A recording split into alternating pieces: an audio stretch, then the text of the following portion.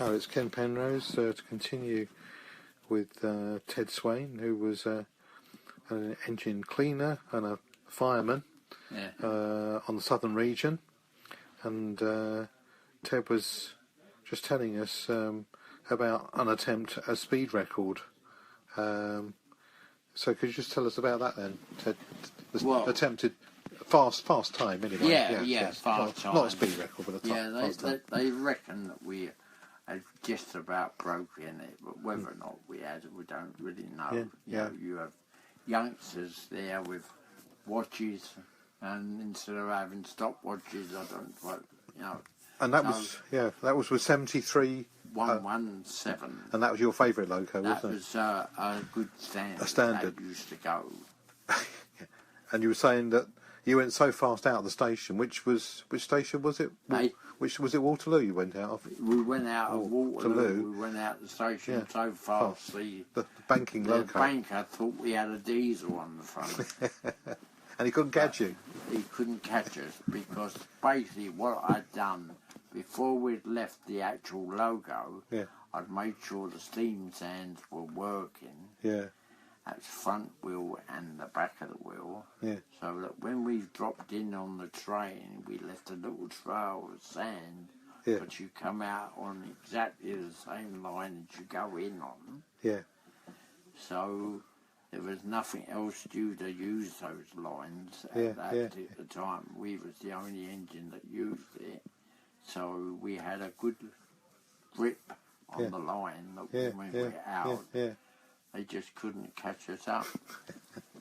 What speed were you doing, do you know? You were in your speed limit line. You know, you perhaps 25 mile an hour or something like that. Yeah. But once they had got a gap, they couldn't close it in case we'd stopped. And They'd bang, bang, Yeah, once they had left the gap, that was it. Yeah. Oh, it was a bit like when you're towing a car, isn't it? Yeah. You need to keep that taut, don't you? Otherwise, you'll go in the back of it. Yeah. So now you've had lots of experiences in bad weather.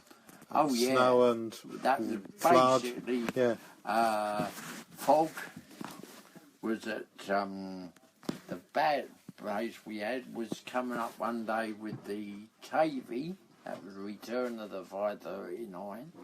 The Tavy, and we had a standard on that. I forget what number it was. It might have been 73117. I can't remember.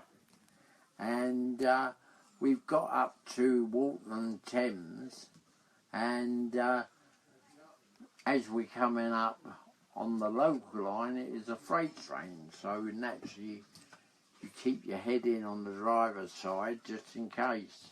And as we're going past this freight train, all of a sudden there was a blinding white flash as lit up all in front.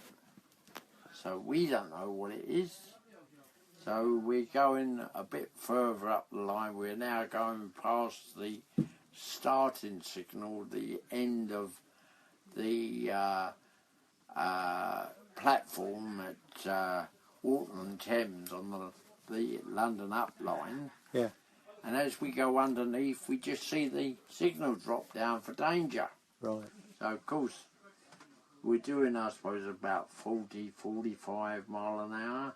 So now we've got to stop the train. And, we come up to the Avant Star, and we can see that's definitely at red, but you've got no chance of stopping there. You've gone past it, Yeah.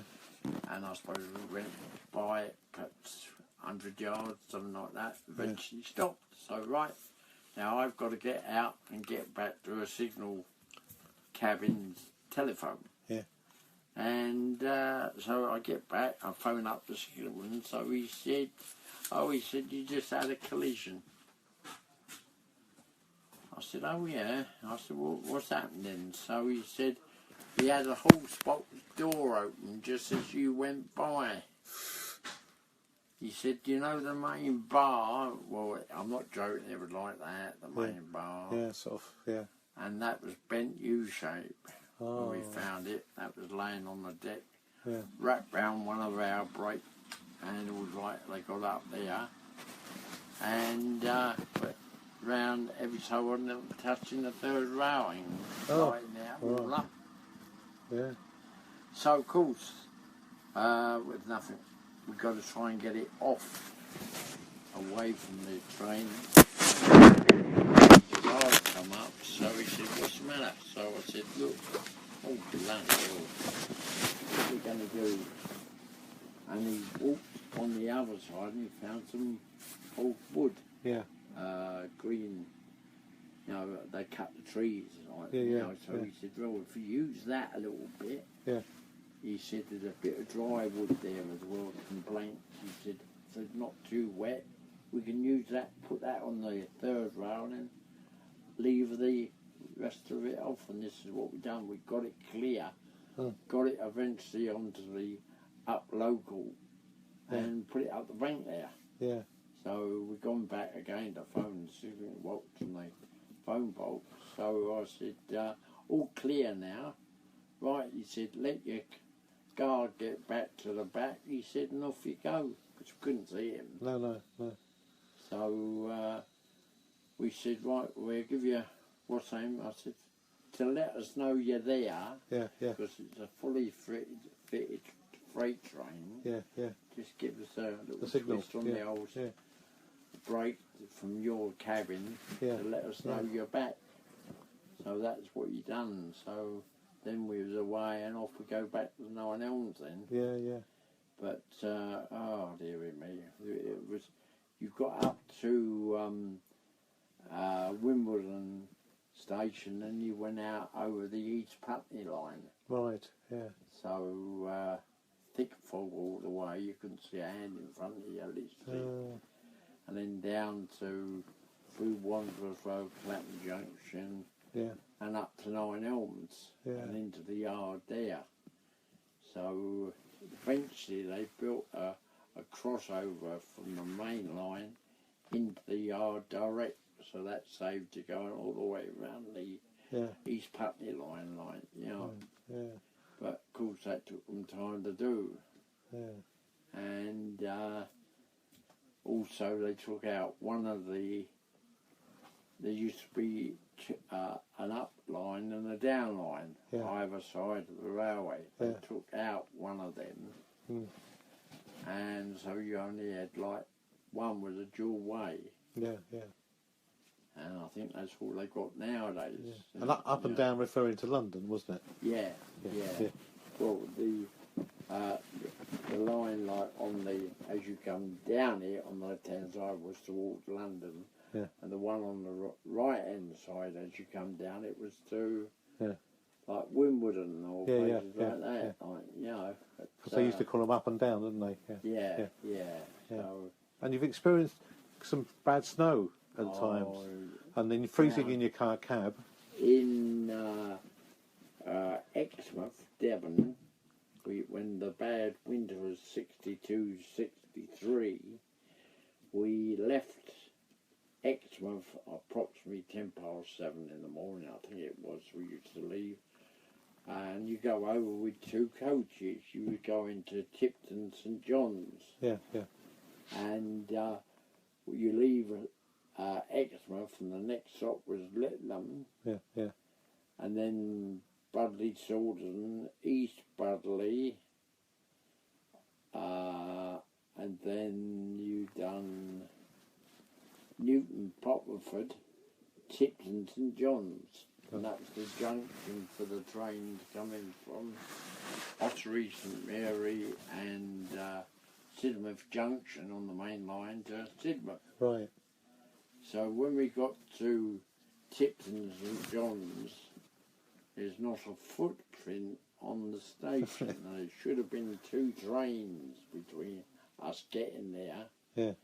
And that, but there was not a footprint on the station. It was about 4'6" deep. The snow was, and you couldn't see it on from the track work. It was just completely straight off, like as if you didn't have any track work there. So we push our way through and leave our role. With no snowplow or anything, just an ordinary. No snowplow or anything. No, they didn't know what they were. They did, funny enough, afterwards have 30336, a black motor, fitted up with a snowplower, because later on, the same particular time, they had a train leave Exeter for North Devon and going round to Plymouth, and it got stuck at North Thornton, I think was the name of the place, just past Merlin Quarry, the big stone place there, and that's the engine went into the snowdrift, and he had 3 coaches on, and they took a fortnight to get it out. The passengers on board were rescued by a helicopter. Wow. That was about 1962, 63. Yes. And they was the first passengers ever to be rescued by civilian passengers, but to ride in the helicopter provided for the Navy. Yeah, because that wasn't far away, was it, the Navy? The Navy base wasn't so far away, was it? It was, Hull Rose they come from. Yeah. So, it's down in Cornwall, isn't it? Yeah. So, as I say, they didn't have to come too far. Was that the worst weather you've encountered? That was the most snow I've ever seen. You know. What's the coldest you've ever been? What was the coldest? Oh, God. I've been cold, I tell you, many a time, but one thing you just couldn't do nothing about it. You know, if you had an open engine, you was open to you were open, of course you were. Yeah, you had the fire, but that didn't stop it being cold, did it? Oh no, that's just you know. You think, that lovely hot fire in there, and you can't get bloody warm. You got the driver standing right up tight of it, and you're at the side, and just about see it. Like, did you have your own seats? Did you have your own seats on the cab, you two? Oh yeah, you had your own seat. Yeah. But with the to go back to Dick Mantlo. As I say, that engine that we had at the particular time of the problems with the brick arch and what else have you in the plug dropping was 30699. Yeah. If anybody might have it in a book. It'll be in my railway book. I've got some Ian Allen railway books. They'll be in there. Yeah. I'll bring it next week. Yeah, I've got those. Yeah, well, as I say, you know, you've got now, you know what happened to 30699. Yeah. What about flood? Did you get any floods at all? Not normally. No. We was pretty lucky where we were. Yeah. I don't know why, you know.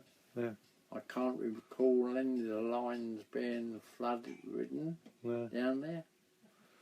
But any other incidents that you want to recall? We can always do on when we had that problem with the snow. We've got across to Tipton St John's, and as we were running around the train to push it into the sidings on our side of the line, so that when the train came from Sidmouth Junction and drop its passengers off at Exmouth, we could go over and pick them up. But this particular day, as we're pushing round, the signal sticks a red flag out the box, and we stopped and, what's the matter, mate? So he said to my mate, he said, I forget what his name was, this was down at Exmouth, and I think Bill Weston or something like that, Bill Watson, I can't recall. And, well, cut long story short, he said, do you know the road up to Sidmouth? So my mate said, yeah, no problems. He said, I've done all that when I first come off the main line. So we go up, he said, right, I want you to go up to Sidmouth he said, with your 2 coaches, when you get there, there's another 5 coaches up there. So he said, if they can get the points over, he said, you'll come out with 7. Right. He said, so when you come down here, what you'll have to do is reverse back round the corner. We'll stop you just short of the junction so that you can get round on the other end. Yeah.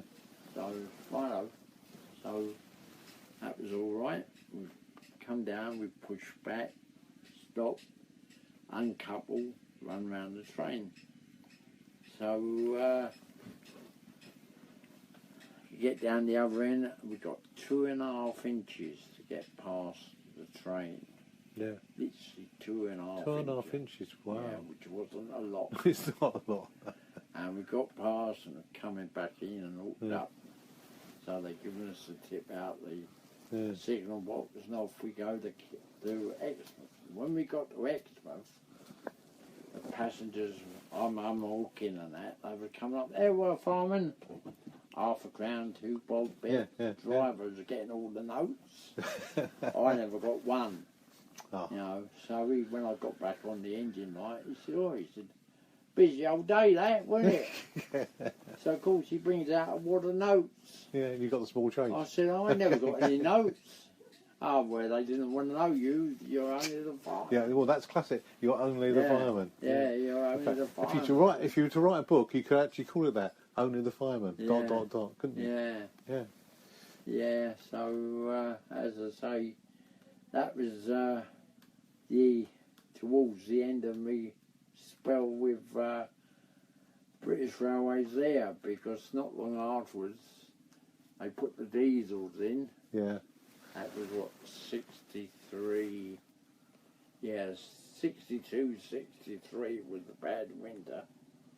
And then the tail end was about September or October. They put the diesels in. Right.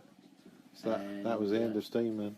That was the end of steam down there, like, you know. And you left, when did you actually leave Southern Region? I left British Railways in May 64. May 64, right. I can't tell you the exact date, but it was May 64. Because the drivers had the opportunity to drive the diesels, didn't they? Oh, yeah. And the firemen were kind of redundant in that sense. Firemen are. Yeah. These days, they'd have had to found you another job of some sort. Well, yeah.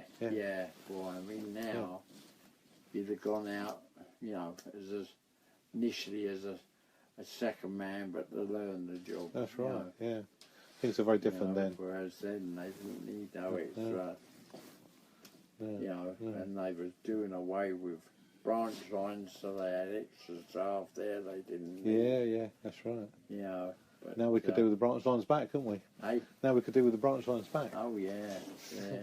As I say, the amount of, how can I put it, things they got away with, like British Railways, basically, you know. I mean to say, like, Rule 55 used to be for protection of your train. Yeah. I had a ride back in about 1991, 1990, somewhere around about that. My old mate that I had at Nine Elms on the dual link he was on, so he was driving electric trains and then steam light. Well, eventually what happened was they got a chance to come back onto the steam side. Right. Even though there was no steam. So they drove the diesels, like, you know. So he phoned me up. He said, what are you doing on Wednesday, which was my birthday, 12th of September? Yeah. So I said, nothing. Why? So he said, do you want to come for a ride? So I said, well, yeah. Where are you going to? Yeah. He said, Exeter. Oh, yeah. Yeah. So I went down to the station at Grove Park, because I lived at Grove Park then. It's London, South East London, Catford. Yeah. I was on the buses, and I went to the station, got a ticket up to Waterloo and met him at 3 o'clock. And down up at number 12 platform, we've gone up the end, and there was a 50 class diesel sitting in there. Right. So he said, "There's our chariot." Oh, fucking hell, first time I've ever been on one of these, so good to get in. He said, "You take that seat, that's my seat over there." Right. So off we go, eventually. So where it says whistle, I give it a whistle. And then on the way up, it's got whistle. I've gone to give a whistle. She said, "Shut, don't touch the whistle." She said, "We're not allowed to blow the whistle at night." I said, "You're not allowed to blow the whistle at night?" I said, "Surely that's the worst time to..." Said, "What happens if you hit somebody?" Oh, he said, "Well, British Railways have to take care of that." Oh, blimey. And I said, "The union has let them get away with it." Yeah. Was it Aslef, was it? Yeah. They was having quite a bit of problems. Yeah. I mean, that's why the other one, the old NUR, have gone so militant now, really. Yeah, been tamed now. Very tamed. As I say, they've really, hit the jack. I see now our trains up here are subject to strikes because they, whatever they call themselves, is now they've got the new trains coming in and they take over their franchise, but they're only one man operated. Yeah, they don't want the guard. They won't, and I just cannot understand it. No. You know, it's all money saving. I agree. Cut, yeah. But again, if the train breaks down, the driver's got to go ahead and protect his train. Yes, he has. Yeah. You know, the old rules are still there. Yep. I mean, they say, well, they've got radios now. Yeah. And they don't work. No. You know, I mean, we had radios on the buses and they didn't work. Dear. When I left the railway line, I went on to overhead cable work. So that was down at Plymouth. And we was working around the back of Plymouth. So it was putting up new pylons. Yeah. Coming along with patrol, because there was a gang that went up and tightened everything up and put the spare metal end up there, put that on, and then move on to the next one. And then eventually I got with a wiring gang and done a bit of wiring. And then another job I was on, I think that was AEI. I got £487 in my hand for a week's work. Put up 2 towers. What they called the D2s. That was straight through, basically no diversion on it, like 2 degrees. Yeah. That's all. And for putting 2 towers up, they were literally stood up there. When the wind blew, they all rattled. You know. And but £480 for a week's work, you know, it's not unbelievable. Bad. Well, if you think of anything else, Ted, on railways and so on, we can always do some more, you know. Yeah, I'll try and bring my books next week so we can have a look at the Locos. You'll recognise those, won't you? Yeah.